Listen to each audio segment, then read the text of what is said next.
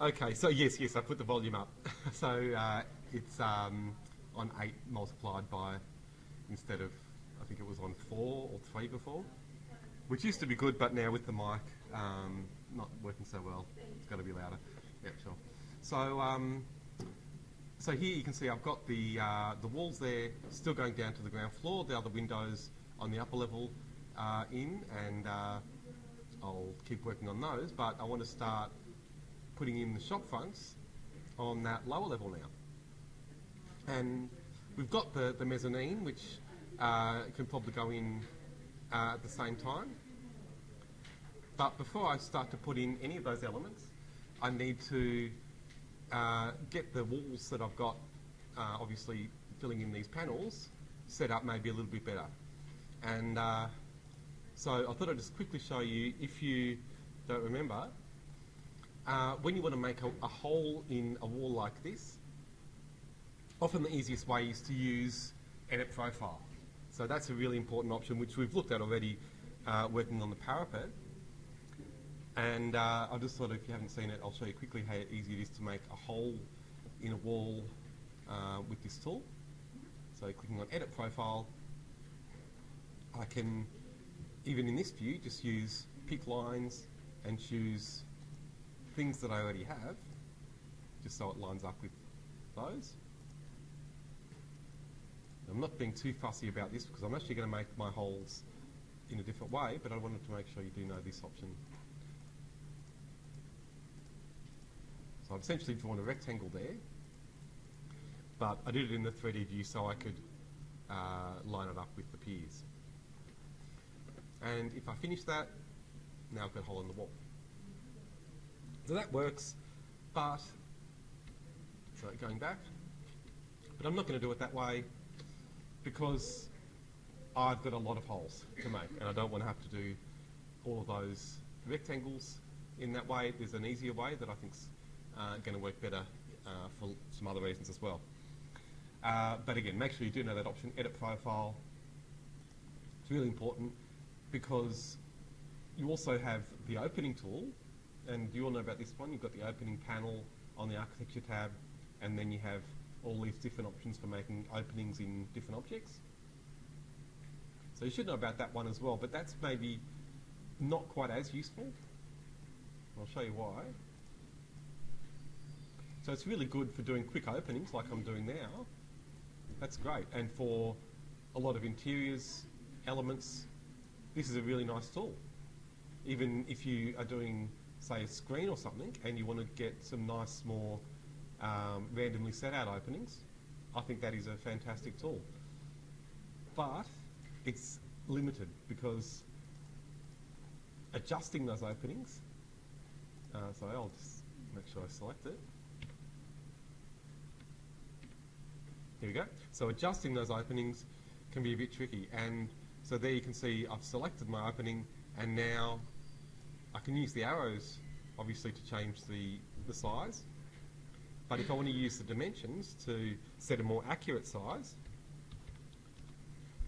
I'm going to run into some problems. And you can see there I've changed the dimension to 2600. But if I go and change the one on the left to a round number as well, 4700 say, press enter, and now this one's changed again.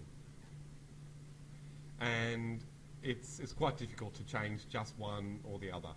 And in other words, move just one side and not the whole thing. Yeah. You can do it, but it's much harder than working with profiles. So you should know about that opening tool. It's good if you want to just do quick, rough openings. And again, that can be really useful for interiors. And you'll often want to do recesses in walls and things like that. Really good for that. But to do more accurate openings, again, remember Edit Profile, or think of a completely different method, which is what I'm going to show you. So again, here looking at this facade, let's make sure I get the right one this time. This is the one with the double window, so that's going to be the what is it, the east side, which is this one. So I've got my windows on the west side and the north side. So let's look at this one. This is maybe where I'll start doing my my openings, and that's going to be not Reservoir Street, but this one, Mary Street. But again, we've got the same configuration with these shop fronts. And so maybe just to give you an idea why I've tried to come up with this different method, apart from the fact that there are lots of openings, you've also got the little bits of wall left over at the bottom. And to try and achieve that using profiles, using that edit profile tool is going to be difficult. And then we've got the other things, the thresholds or the plinth there that you can see under that, that shop front. It's just going to be too hard. So the method I'm going to use is simply to select that wall and change the base constraint to the next level up, level 1. So that just raises that wall and gets it out of the way completely. The problem now is that these piers are too thin. Right, so remember in plan we would have seen the pier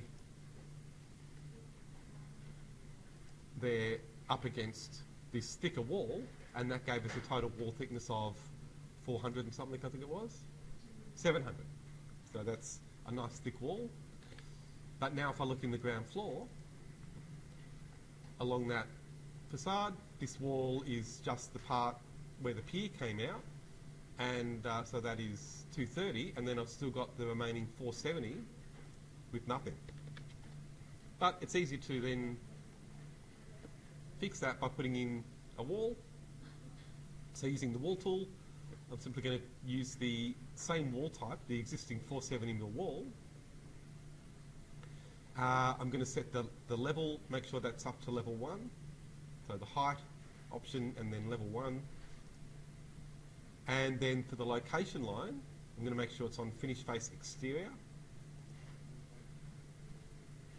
And now I can use pick lines in the draw panel and just go along picking the back of each of those walls. But make sure it goes the right way. Yeah, so is this what you get with it like this? You can flip it. Yeah. So try and get it to face the right way. You'll see as you move the cursor, it'll give you a dashed line on the side that it's going to go. But don't worry if you get it wrong, because as I just showed you, so there, that's the right way, but if I get it wrong, click on the arrow to flip it the other side, and that'll fix it. So you can just go along basically picking the back of each wall, and that's going to give you the full thickness of the pier. There we go. So back into 3D, and now we can see the wall thickness. And if you're fussy like me, what I would then do, this is not essential, but it's a nice thing to have this cleaned up a bit. At the moment we've got a line dividing these two walls. But if you use the join tool, it's one of my favourite tools in Revit, the join tool, so it's on the modify tab, and then you'll see the join button over on the left hand side. So if I click join, I just need to choose the two walls that I want joined together, and it'll remove any lines where they join. You need to go along and do that to each wall. You don't need to do that right away, but it'd be a nice thing if you do that for your final drawings. There we go. So I find with Revit, I spend more time trying to clean things up and remove lines than I do putting in lines. And the join tool will do a lot of that work for you.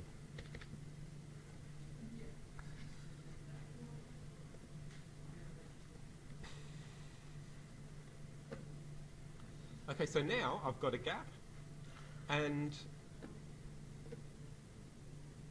looking at the facade, we can insert these elements and maybe also think a bit about the construction. So I know I did show you a little bit with the curtain walls earlier, but what I'm going to do this time is start with the beam, because the beam obviously is framing that curtain wall. And so I know you've been probably staring at this facade for weeks now. Have you thought about the floor level, how you're getting the floor level from the facade, or how you could maybe work that out from the facade? Have you looked at that at all? No. Okay, so try to think about these things. When you do things like count bricks to work out your heights, you'll also maybe pick up elements that will help you work out the interior heights. So possibly, yeah, that's right. Quite possibly it'd be at the top of that weep hole. So you've got there the windowsill, and we've set a height from there, and I'm pretty sure I measured from the top of that course there. And so the edge of the beam is not the top of the floor. That's really what I'm trying to make clear. So you might think that's the edge of your slab, but that normally would be set down below the edge of the slab, especially in a building like this from this era. So again, that weep hole is the clue, because that weep hole is there to drain the wall, and you normally want the weep hole. Well, that's actually a vent. This is a weep hole. You can see there that little line, and there's probably one over here too. But the vents have been put in because for a building like this you need more. Or is that? Oh no, sorry, maybe I'm wrong. It looks like it could be a weep hole, but I can see more there. No, maybe these are original. Yep, they probably are original. The beams have been added though, so who knows. Anyhow, the point is that the drainage should be below the level of the slab. And yeah. But you don't want the water going in to your floor. So that's normally the case. So again, in modern buildings, not always necessary, but definitely in buildings this era, you'll see this a lot. So so we've got the two courses there, and then we've counted bricks before, but I'll just have to do it one more time. 1, 2, 3, 4, 5, 6, 7, 8, 9, 10, 11, 12, 13, 14, 15 bricks.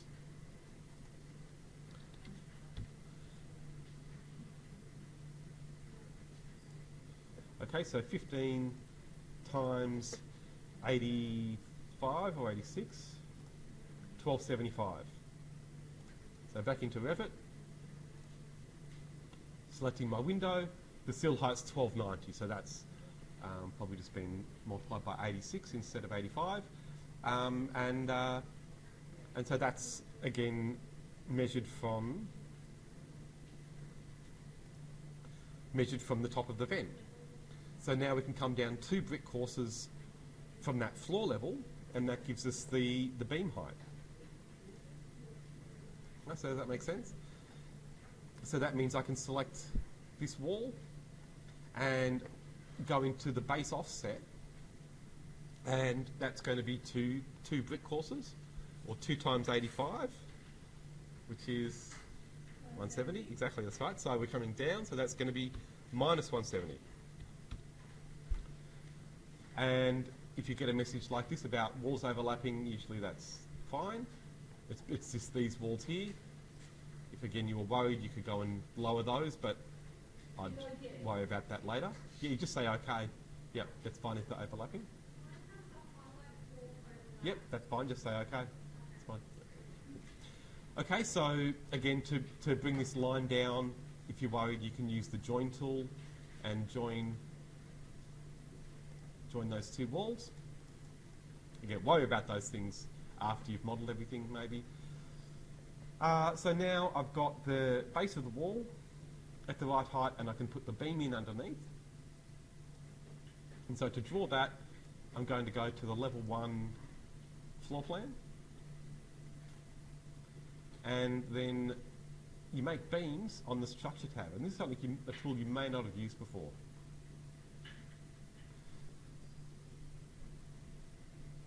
So there you'll see the beam tool.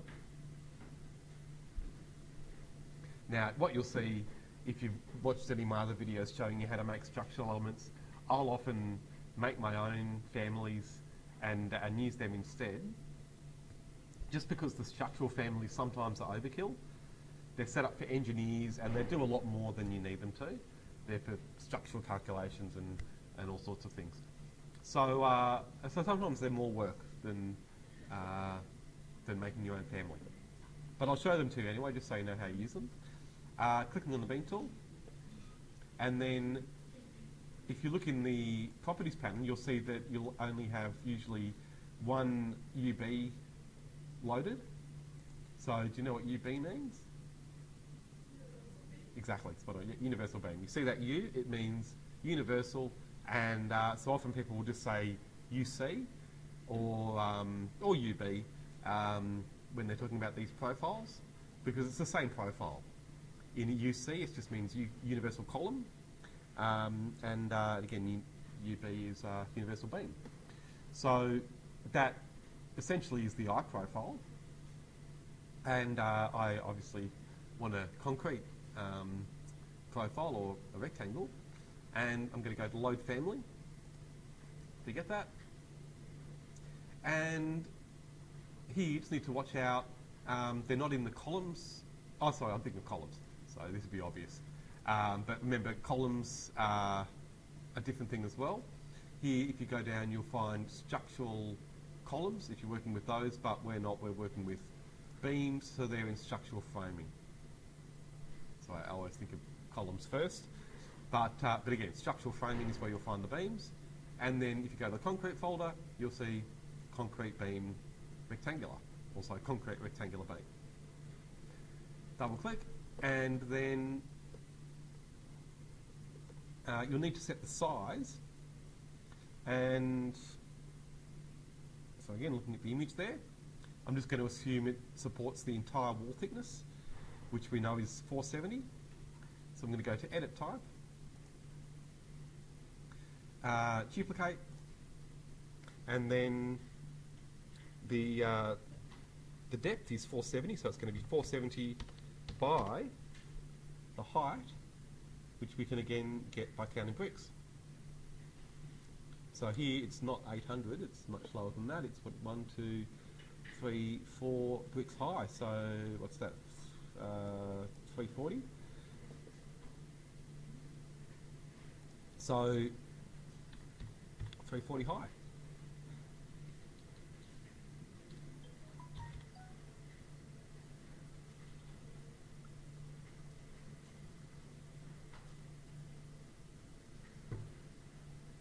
Okay, so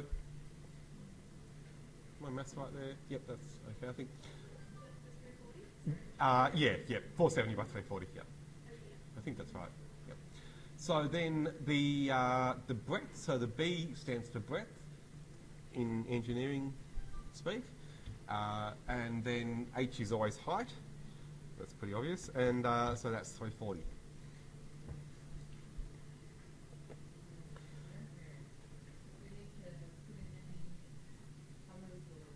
Oh no, so with beams, they're not in the type properties, the materials. So yeah, it's good you reminded me. You've got to click OK, and then you'll see, if you look in the properties panel, you'll find the material. So you just have to scroll down a little bit, and you'll see, it'll probably be the right one. It's got concrete of some type, and so we can always adjust that. So now to draw it, oh no, yeah. So you'll see that on the options bar, it'll have the placement plane, and it should say level 1. So just make sure it does say that, and then we're going to bring it down from there after. So there, I'm trying to get it to snap to the wall, but it's not giving me the midpoint. So I'm going to type SM, and then see. No, it's still not. Well, it may not have told me, but it's hopefully snapped to the midpoint. If it isn't, I'll move it afterwards. There we go. So I've drawn my beam, and I'm going to go to a 3D view just to show it to you, and you'll see then. Yeah. And you can adjust it afterwards, and you often will need to with beams. So don't worry too much about the way it goes in, as long as you've drawn or clicked 2 points. And then try to find it in the 3D view. So here, this is where it should be, but I can't see it. You can? Yep. Oh, good, good. Yeah, if you can see it, that's good. And so it's all dependent on your view settings.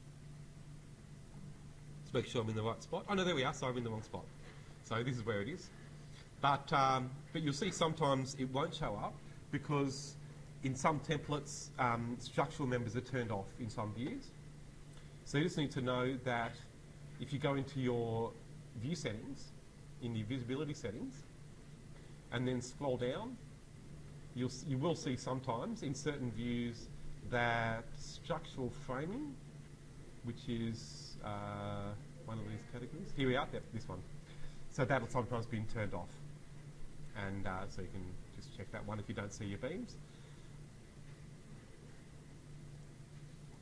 But there we are, so I've got the beam in, and that's actually come in pretty well. Let me just see, did I... Oh, no, I think I brought the wrong wall down anyway. So this wall is the one I brought down. I needed to bring this one down as well.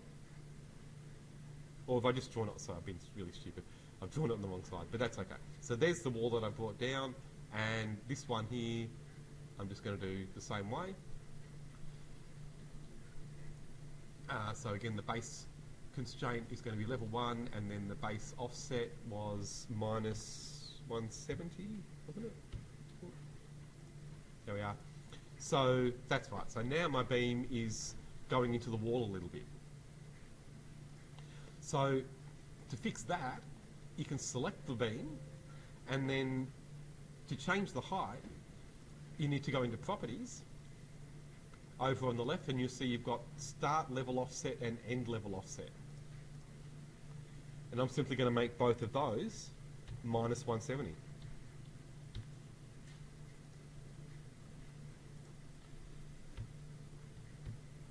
There we go. And that should bring both ends down. You can't just drag beam heights up and down very easily. On level 1. So, yeah. So in Properties, even if you've drawn it on ground floor, you can just go into Properties and change the level as well after you've made it.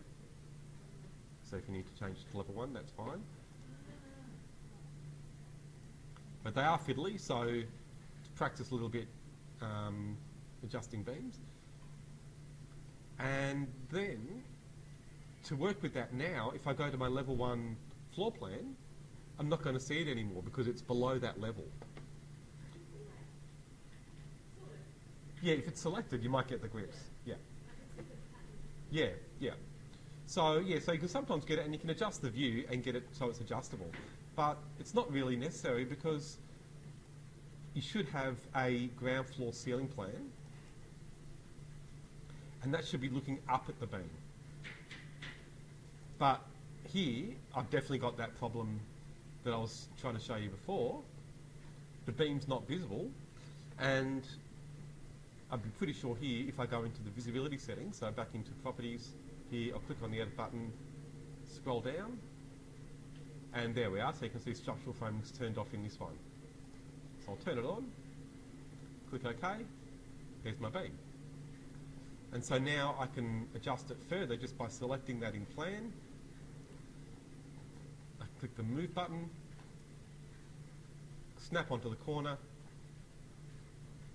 and then snap that over to the inside of the wall. So that should line up exactly with the inside, the very inside now. Yeah, it's meant to be in between the piers. Exactly, exactly, yeah. So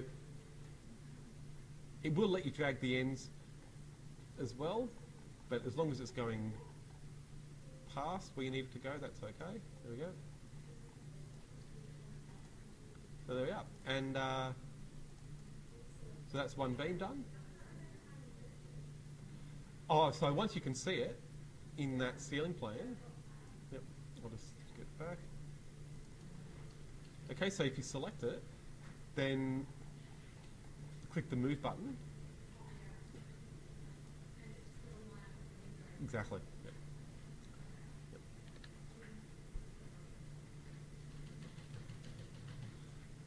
So while I'm here, I can put in those other walls.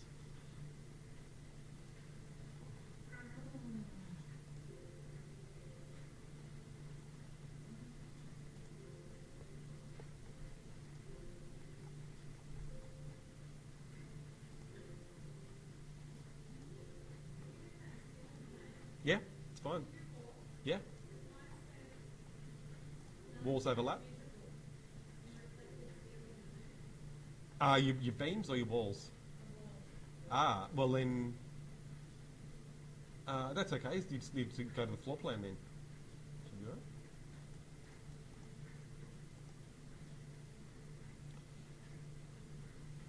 So, well, what I might do is finish there, and I'll do curtain walls after.